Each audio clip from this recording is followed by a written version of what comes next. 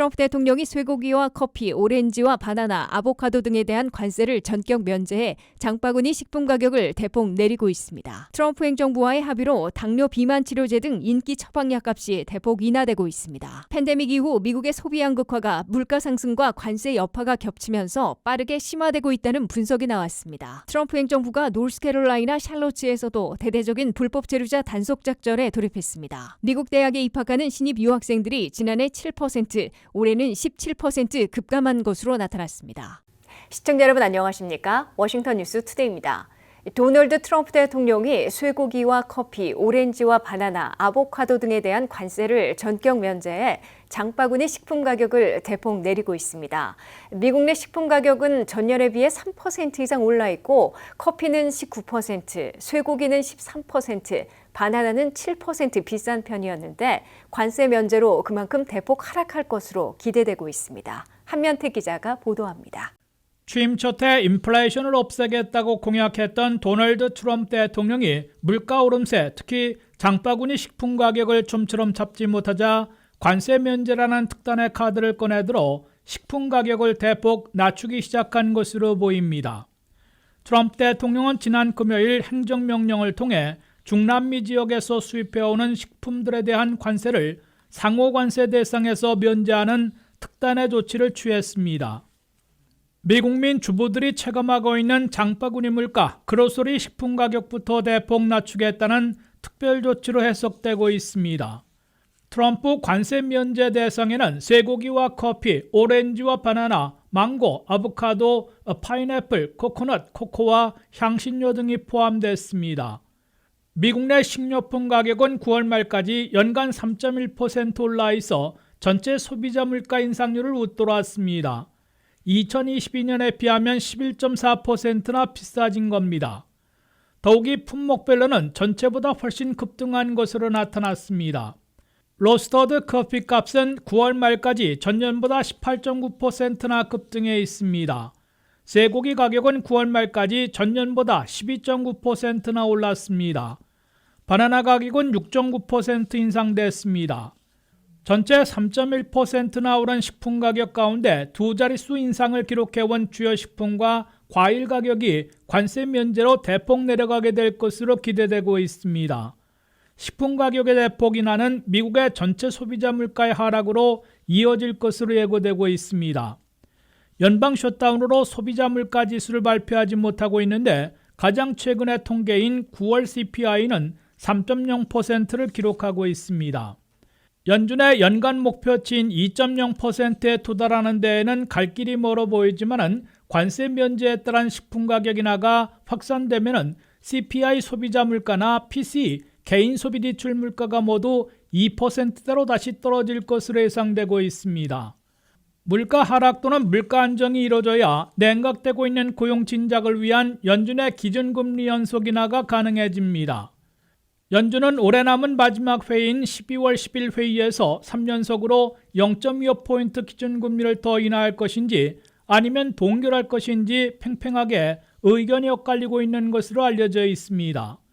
CME 그룹의 투자자들은 12월 10일 기준금리를 3.75 내지 4%에서 동결할 가능성을 59%로 0.25포인트 연속으로 내려 3.50 내지 3.75로 인하할 가능성 41%보다 높게 잡고 있습니다. WKTV 뉴스 한면택입니다.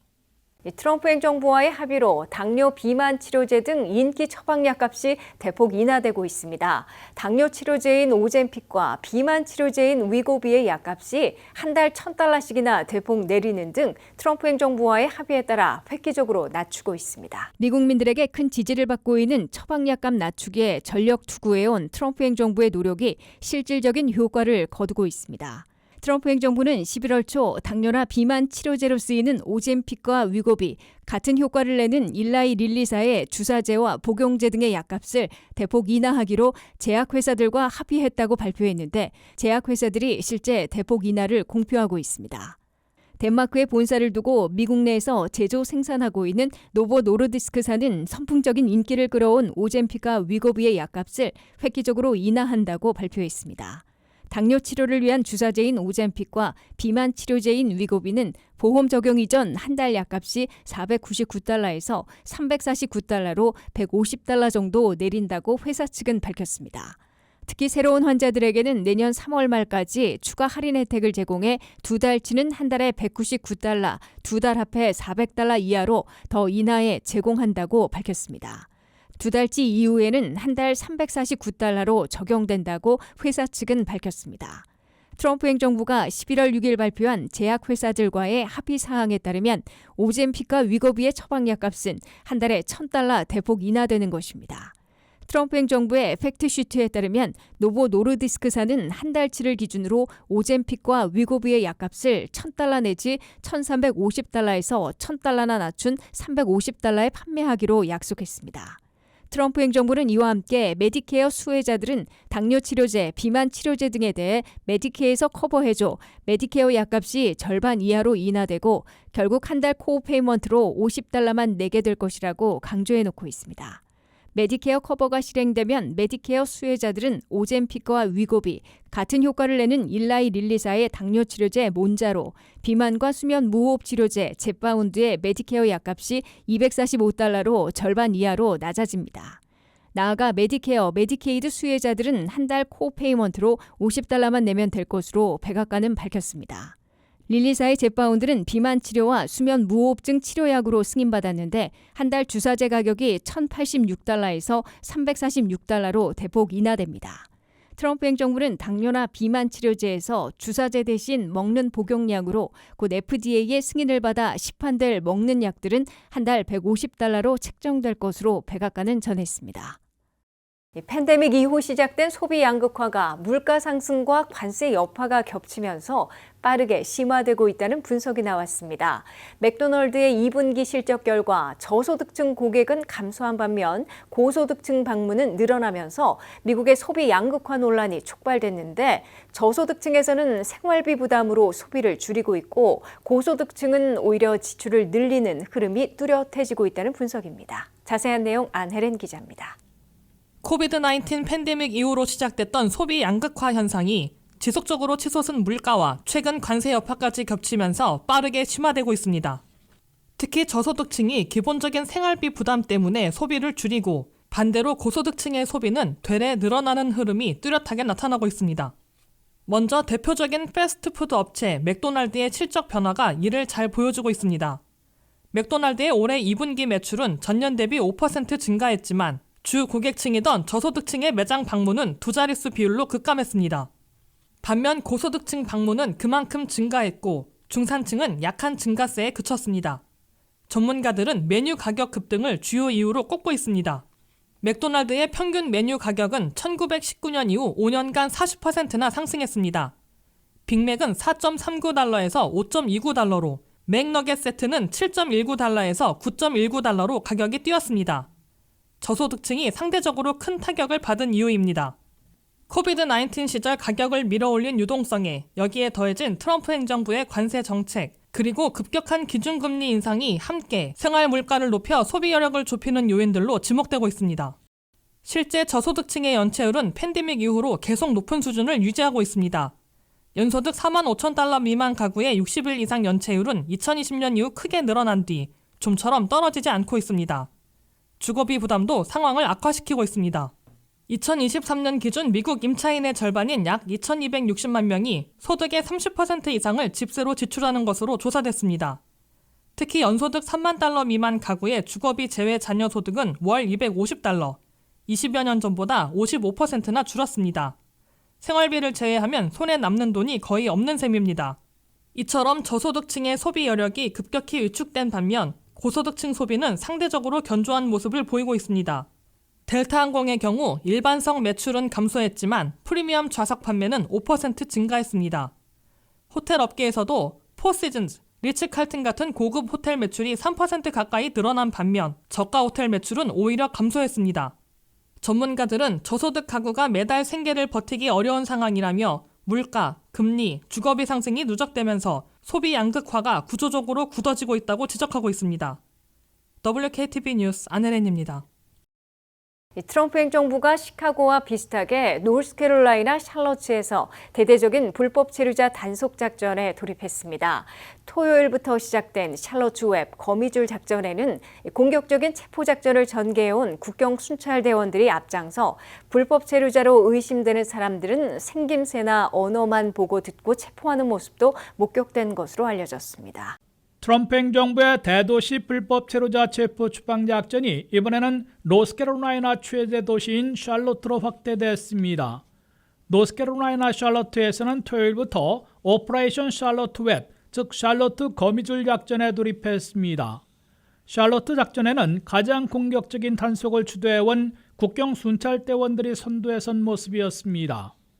국경 순찰대원들은 샬럿트의 슈퍼마켓 주변이나 주차장, 도로가에서 불신검문하고 불법 체류자로 의심되는 사람들을 체포해 연행하는 모습이 주민들에 의해 촬영돼 소셜미디어에 게재되고 있습니다. 국경 순찰대원들은 한 이민자의 차량에 접근해 유리창을 깨고 체포 연행하는 장면도 촬영됐습니다.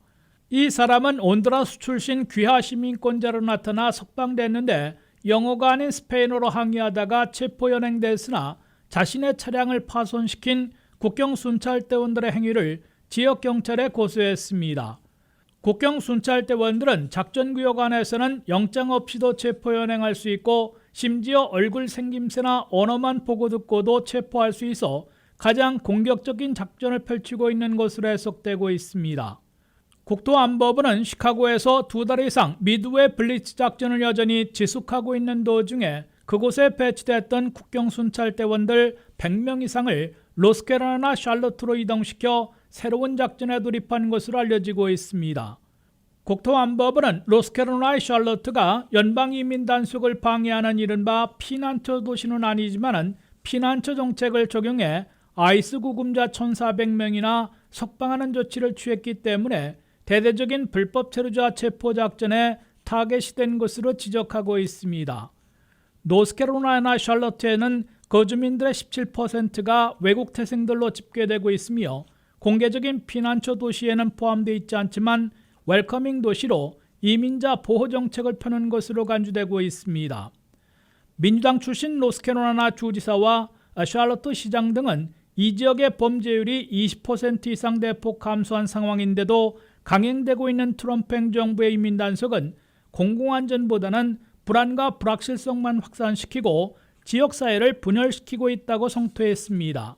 샬럿트에서는 곳곳에서 공공안전 확보를 명분으로 전개되고 있는 트럼프 행정부의 작전에 대해 강한 불만을 표시하는 항의 시위를 벌이고 있습니다. 국경 순찰대원들의 다음 타겟은 루지애나주 뉴올리언스로 200명이 투입될 것으로 예고되고 있습니다. WKTV 뉴스 한면택입니다. 미국 대학과 대학원에 등록하는 국제 유학생들 중에 신입생들이 급감하고 있습니다.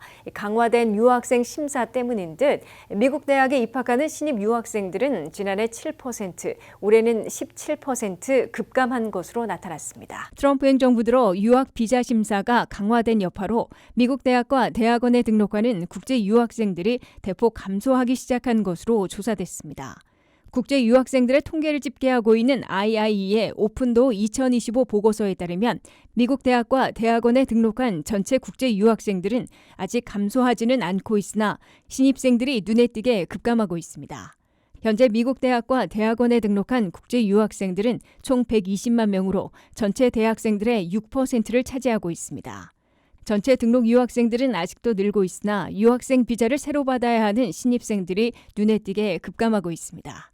미국 대학과 대학원에 입학한 신입생들은 지난해 가을 학기 27만 7천여 명으로 전년보다 7% 감소했습니다. 특히 올 가을 학기 등록한 신입 국제 유학생들은 잠정 통계에서 지난해보다 17% 급감한 것으로 오픈도어 보고서는 밝혔습니다. 재학생을 포함하는 전체 등록 국제 유학생들은 전체 120만 명으로 아직 전년보다 5% 증가를 기록했습니다. 하지만 올 가을 학기 전체 국제 유학생들도 마이너스 1%로 감소세로 돌아선 것으로 오픈도어 보고서는 잠정 집계했습니다. 전체 국제 유학생들 가운데 학부 학생들은 계속 늘고 있으나 대학원의 석박사 과정 유학생들은 대폭 감소하고 있습니다. 2024년에서 2025년 학기에 등록한 국제 미국 유학생들인 117만 8천여 명 가운데 학부생들은 35만 7,200여 명으로 4% 늘어난 반면 대학원 유학생들은 48만 8,500명으로 3% 감소한 것으로 나타났습니다.